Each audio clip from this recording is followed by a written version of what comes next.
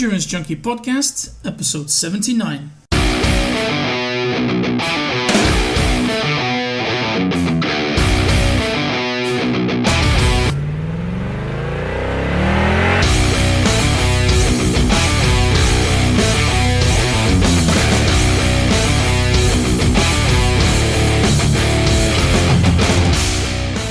Hey Junkies, how you doing?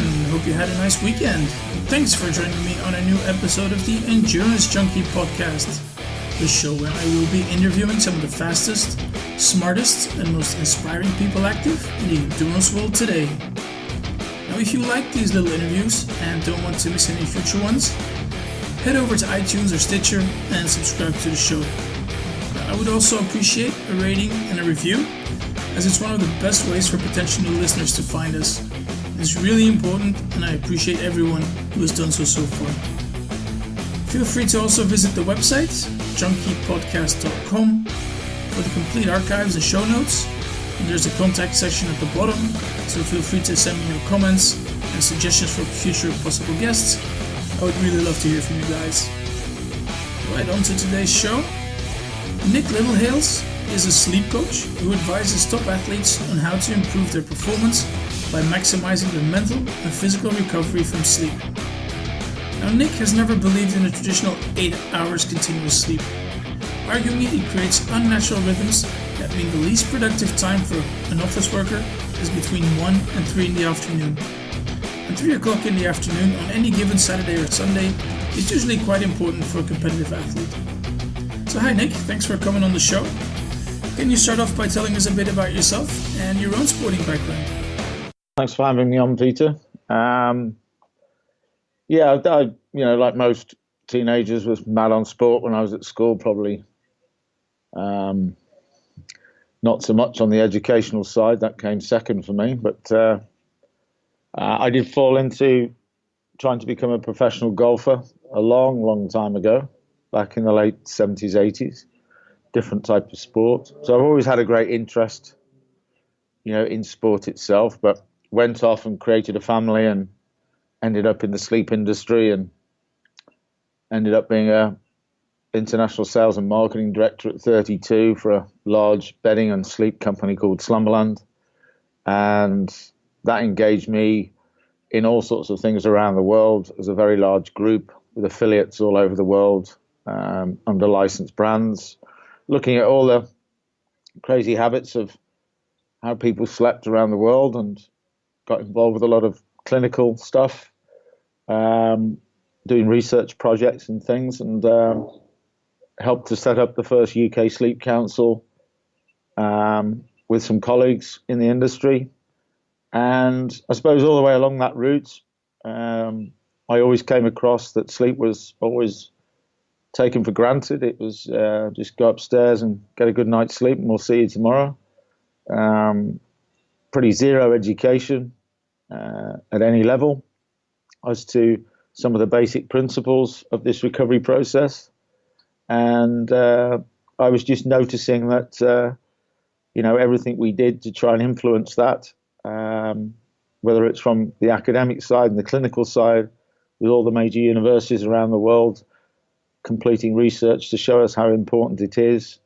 Principally, the general population was just left up to getting on with it in their own particular way. Bit disillusioned back in the late 90s, sat in my office. I contacted my local sporting club, which happened to be Manchester United, because I was based in Oldham, Manchester.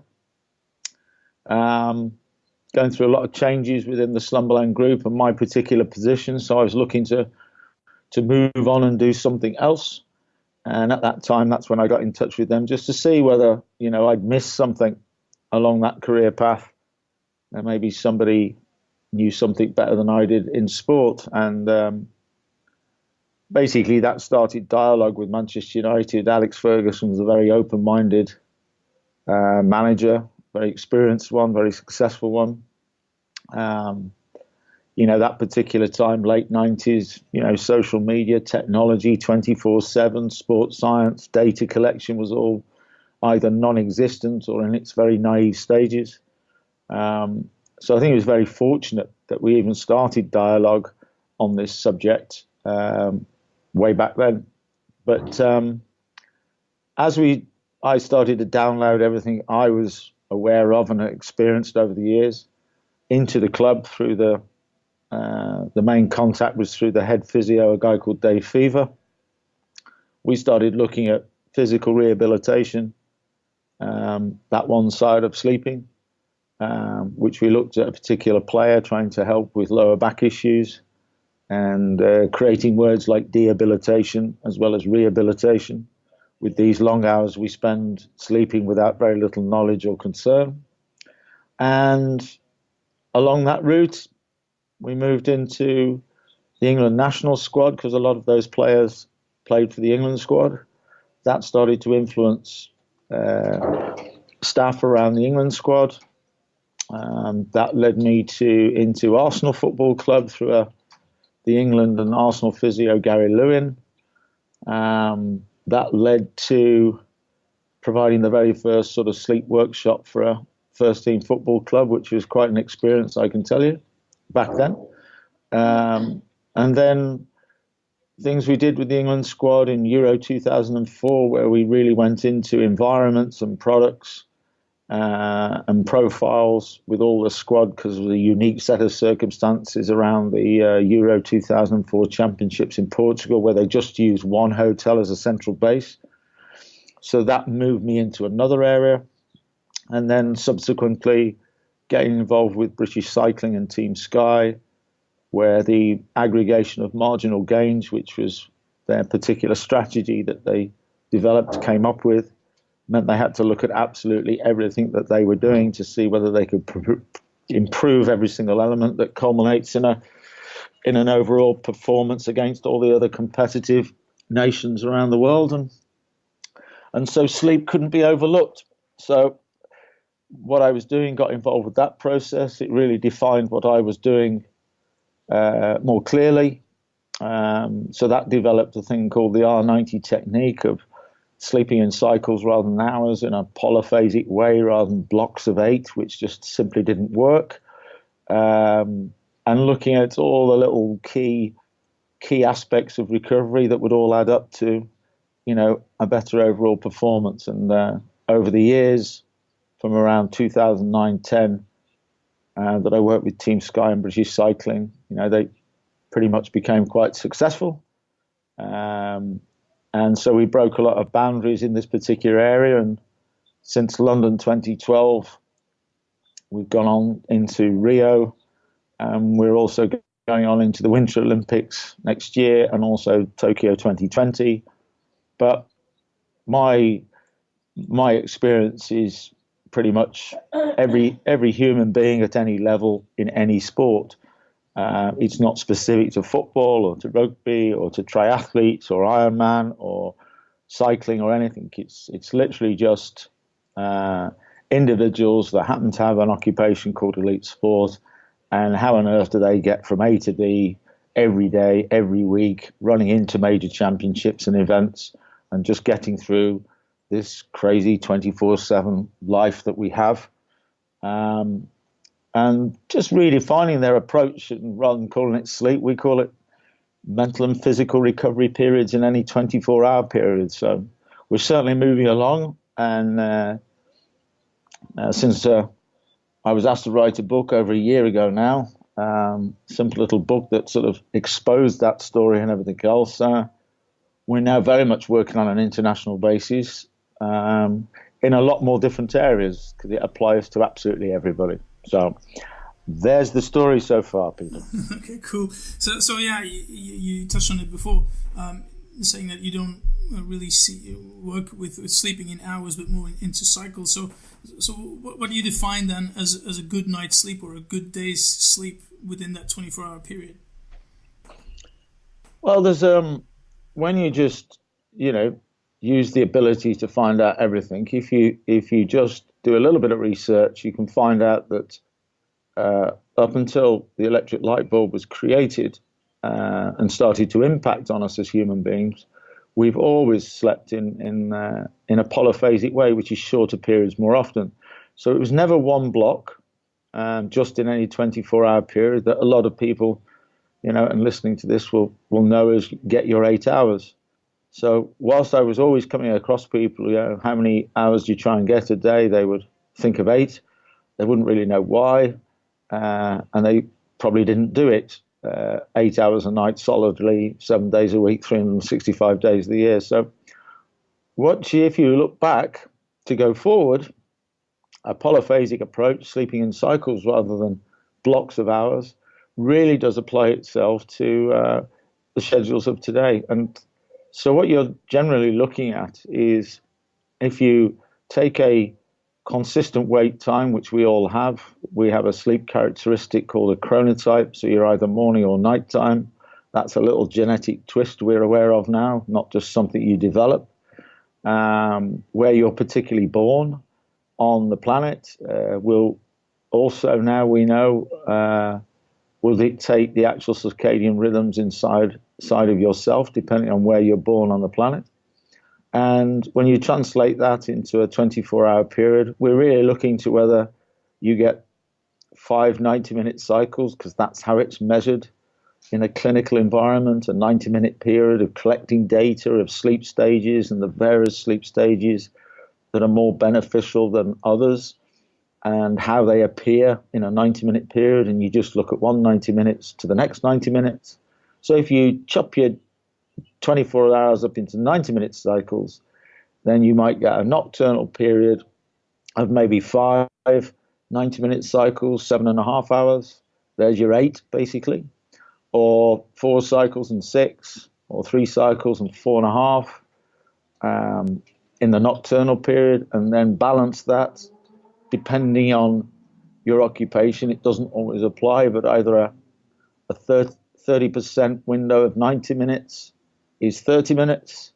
So a 30-minute, as a lot of people would relate to as a nap, 30 minutes or less, either midday and early evening being the other 2 biphasic sleep periods, to balance the process of the day, to develop little recovery moments every 90 minutes that all add up, little 30 to 20-minute, 15-minute ones, midday or early evening, depending on the schedules, and taking the pressure off of trying to sleep for long periods with the shorter back-to-back cycles in the nocturnal period, depending on what you're doing and when you're eventing and when you're traveling, or kids are coming along, or injury.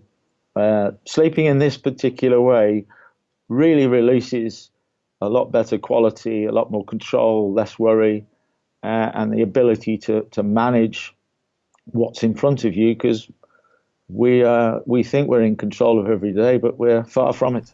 Yeah. And these naps, do you think that people should take them on a specific period of the time of the day, every day? So you take your nap during lunchtime, for example, and then another one at 4 o'clock in the afternoon, and try to stick to that same time every day? Yeah, when you it's sort of, I work with a lot of coaches and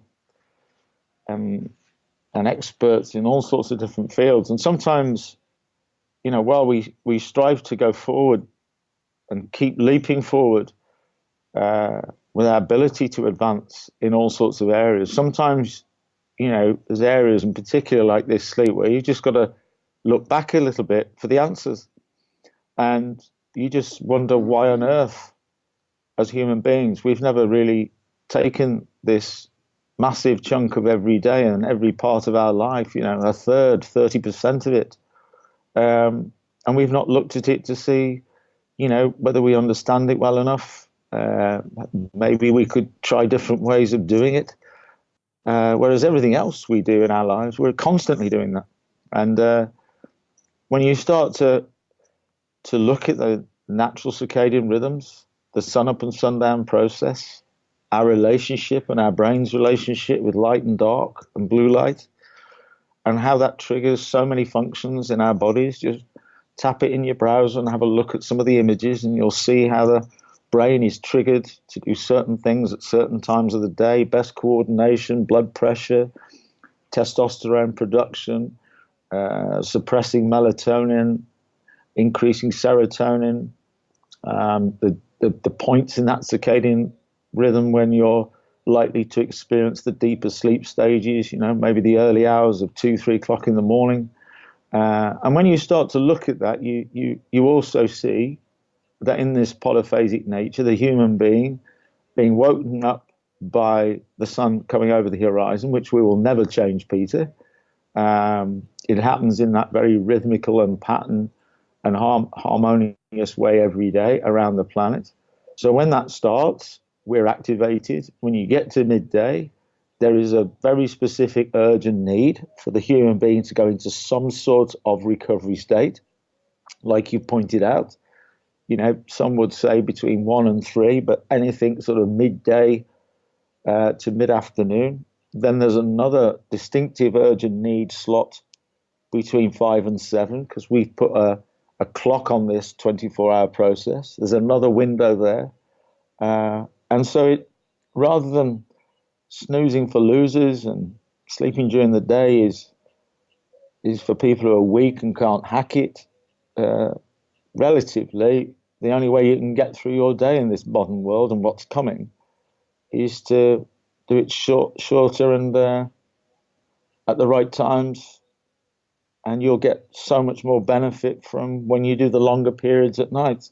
And that's really how it works. I think the big thing everybody needs to shift away from is a bit like sleep.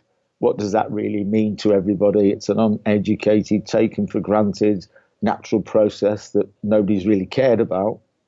If you turn it into, it's a mental and physical recovery process that's really important to get through any particular period and prepare for things well enough to get the full benefits of other things that you do, then suddenly it's a bit like the nap. A nap sort of tends to indicate, you're going to fall asleep somewhere curled up in a bed, and well, actually, it's a zone out period. It's a mindfulness period. It's a visualization period. It's the graveyard slot in business. It's the siesta in Spain. It actually is at those 2 moments in time, if you just trigger a certain state, you are able to get a level of recovery that allows you to crack on with the next period and take the pressure off much longer periods. And I think any of your listeners, triathletes, Ironman, high performers, pushing the boundaries, you'll suddenly realize that this is about the only way you can get through all of this, protecting your mental and physical recovery with this type of polyphasia approach. Yeah, you said about the Spanish taking their siesta. It was definitely going to touch on that as well. I think they got it right with that. And I think you also prescribe, and I think it's easy for an elite athlete to put in these naps during the day, but for an amateur athlete who works full time and who wants to cram in his training in the morning and in the evening, putting in these naps is quite difficult.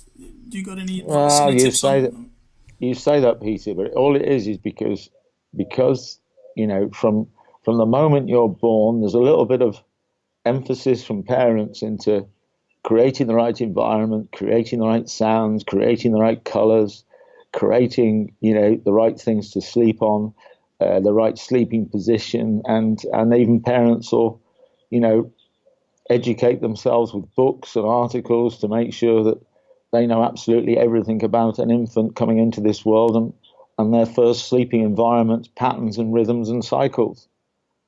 It's all there, but as soon as you start to start walking along the floor and not crawling, basically from that point on, there's nothing. And so we just don't make space for these things, but we do make space to fuel and hydrate. We do make space to exercise, and we do make space for our occupations. And what we also make space for is wasting a hell of a lot of time every day doing things when we could do them a little bit more efficiently, a little bit quicker, a little bit faster, a little bit more clarity. And there are these spaces in every single day. It's just they're not noticeable. They're clouded by other things that are less important. And once you open these little moments up and realize that I can do this while I'm on a tube, I can do it while I'm sat on the grass. I can do it when I'm sat in my office. I can do it when I'm surrounded by hundreds of people all being active. Everybody who's in a semi-professional world with their occupations will all know about the graveyard slot just after lunch, where you just simply drift out of that room. You don't lose consciousness. So once you start to realize that if you've got 30 minutes for lunch, 15 minutes for eating, and then 15 minutes for a CRP, don't tell anybody what you're doing. You can do it anywhere. You can really just slot it in when you're traveling home from work. And I think, from all my experience of working with inside of corporate and with elite athletes and everything else, and people who are, like you said, that they're not elite sports athletes, but they've got occupations and everything else. These little moments are there, and once you just highlight where they are and you realize how important they are to everything that you do, then you start to make them really important, and stops you wasting valuable time sleeping without benefits, enables you to cope much better with the start, the middle, and the end of your day, protects your evenings, takes the pressure off, and starts to release recovery levels that you may not have experienced before. So probably well worth trying. Yeah, so spend a bit less time on Facebook and a bit more time napping. Well, yeah, I know. It's when you look at your day, it's even when because I'm a morning chronotype, so in the morning I'm a bit hyper. In the afternoon, I'm the opposite. I waffle and say too much and overemphasize. I'm not clear. I don't have clarity. Where in the morning I do. I answer things very succinctly and specifically. So I know there are things happening every day in my life where I'm actually just wasted 10 minutes. We could have done this podcast in 20, but we're taking an hour. Do you know what I mean? When you start to look at a lot of things, even to the point of if you get an athlete and push them for an hour's long intensive workout, for example, and you look at that data and what's been achieved short and long term, if you then look back and go, if we took 15 minutes out of that hour and put this into a controlled recovery period, again, depending on chronotype and things, if we take that there and then they just do 45 minutes worth of intensive workout, do we get better data? And it's when you start to realize this balance between you're a human being with a brain, and the more out of sync you are with this natural process, the more out of sync you are with everything else, then you can be actually creating, to exaggerate a little bit, more harm than good. And I guess it's a bit of a downward spiral as well. Once you get into the negative issue and forcing everything, things get worse. Yeah, I mean, it's very much at an elite level where you are, the objective is increasing performance, more consistent levels of performance. In that 4 year or more longer period traveling into an Olympic Games where, you've got to perform at your absolute best at a specific time on a specific day that's 4 years away. So that's a difficult and has to be a well-planned project that's fraught with dangers all the way along the way. But I think the problem is if you move from a period of time taking recovery for granted, say up until the late 90s, you take the last 18 or so years where we literally have moved into a completely different type of world with ever increasing demands from all sorts of areas in our own personal lives, our occupations, and the global climate and 24-hour news and 24-hour sport, is that it becomes even more important to try and find your particular way to expose this natural recovery process in a natural way. Because otherwise, which I see on an ever-increasing nature all the time, which is not necessarily about performance, it's about protecting somebody being able to perform at all. And that's overstimulating on caffeine, snus, a little tobacco pouch at the top of your lip, sleeping tablets, all of these things, supplements, pushing through these natural fatigue moments, not being able to get the good quality when you do go to sleep, lots of disturbances, lots of distractions as you start to use other things to try and help you to deal with those things, rather than maybe a little CRP for 10 minutes would stop you doing that. So there's a lot of things that we see now which are very worrying. Some of them are on epidemic levels. And, for a lot of athletes, whether you're elite or semi-pro or just like to do it at the weekends, you've got to be really careful that you don't start accessing these things, because there used to be a lot of barriers. So you wouldn't be able to get a hold of sleeping tablets. Your ability to increase levels of caffeine would have been relatively limited to coffee and tea and things like that. But it's everywhere now in such crazy levels, it's unbelievable. Chewing gum with massive levels of caffeine in it, chew tablets with massive levels of caffeine to give you this massive, hit, and various other things. So, there's a real danger that if somebody doesn't, stop and think about this process and how they can do it in a far more natural way, and being able to repeat it wherever they are on the world, in whatever environment they're sleeping in, and whatever the demands are, they suddenly realize that actually not sleeping before a major event can be far more positive than trying to sleep when there's certain things in place that will make it very difficult to sleep. So they may revert to drugs to force sleep, rather than actually not taking the drug and not sleeping would actually be more of a benefit. So I think that's the danger with a lot of groups of athletes, both male and female at any age, is that you can access all of these things, Peter, online without prescription and without advice. And in a lot of cases, they're not tracked or measured in the background.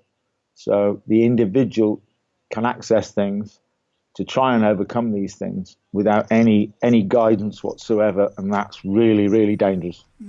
So what are your top tips then for actually getting a good quality sleep and falling asleep pretty quickly? The basic, the top 10 tips, the top 3 tips. Everybody's looking for little things in isolation. It might be a pillow, it might be a mattress, it might be a supplement, it might be something else that they can do that will just, satisfy that very instant approach to find, improving the way you sleep or trying to protect it. The problem is with it, in isolation, it doesn't work. The way I look at it is, once you start to, let's go through the process, you're looking for things that are just practical and achievable, and you can start to implement straight away. So what we look at is just 7 key recovery areas, key recovery indicators, KSRIs, whatever you want to label them as. And the first one is you must improve your awareness of the natural circadian rhythms of the day, internal and external biological clocks. The relationship that we have with the blue light from the sun and also dark, our relationship between warm and cool and light and dark, and how the brain is triggered by that and everything else that tries to move. Once you do that, you've got a much better relationship with who you are as a human being, and things that you should be very much more aware of and keep more in sync with rather than going further away from. The second one is chronotype. Know your sleep characteristic. We are all AMers or PMers. This is genetic. So that means that there are certain points throughout the day when you're going to be at your best. Try not to camouflage it. Try not to hide it away or overcome it or change it. Just be very much aware of it so that you can have an approach to it that takes advantage of your chronotype, but also minimizes the effects of when the rest of the world is asking you to do certain things when you might not be at your best, and that protects you from dipping into things that will overcome it. The other one is, think in cycles rather than hours. Don't just sit there thinking I need 8 hours a day, but you don't really know why. Let's chunk it down, get a more consistent wake time, chunk your day up into 90 minutes, use the 3 periods of the day and try to get a much better, thinking I'm going to get 35 cycles in a week or 28, and start to look at how you get those in a nice, easy, flexible, almost non-routine way. It's just a nice subconscious way of getting through the day. What's your point of view on these apps that you get on smartphones that measure your sleep quality? Is that accurate? Well, the one thing that always stops most of us, at what point do we have to be suffering from sleep and have a major disorder before we knock on the door of the GP or even a sleep clinic, which there are many around the world in every postcode? I mean, we have to get to a pretty serious state to even think about that. When you do go into a clinic, there's lots of things you've got to do to be wired up and go on to polysomnographs and check brainwave patterns and all that sort of stuff, which is a fairly, complicated, intrusive process. So pretty much along that route, we got very excited when a product called the Zeo came along, taking brainwave patterns off the forehead, off a little band, translating that down into good data, and there we go. We've got a portable clinic specific way of measuring sleep. But that didn't last too long, unfortunately, because some of these things are just too early in our education process, and there's not enough data around for us to take any real interest in what the information's doing. Now, we're certainly not anti-tech in the slightest, developing things every minute of the day, and sooner or later we'll have all this sorted. But just at this moment in time, there's some very good things that people can tap into with either wristband technology or chest technology. There is lots of data that's gathered that can translate that down into good information for you. But in general terms, they're still all taking the information from various other things like heart rate variability and pulse and skin temperature and movement. So they are sort of translating certain things and pointing them towards what's likely to be happening, which is fine because some of them get very, very close to clinical data. So it's not that they're telling you something that you can't trust. It's not specifically correct, but you can trust it. The problem is what do you do with that information? And what I've seen and a number of others is as organizations and teams or individuals start to use this data of just how much sleep did I get, what sort of quality of sleep, how much did I spend in a certain stage of sleep, is that until you've actually collected enough data, through every season of a year, through every moment when you've got injuries, when you're traveling, sleeping in different environments, maybe sleeping with different people, because you're sharing with other athletes, and then sometimes you're sleeping with your partners, people who've got kids. All of these factors, if you get all of that data over a long period of time, and not just 1 year, maybe at least 2 or 3, if not longer, in any sort of personal clinical trial. When you've gathered all that data, and you can see that moving from 1 week to the next, through a different set of circumstances to the next, maybe the things that you were eating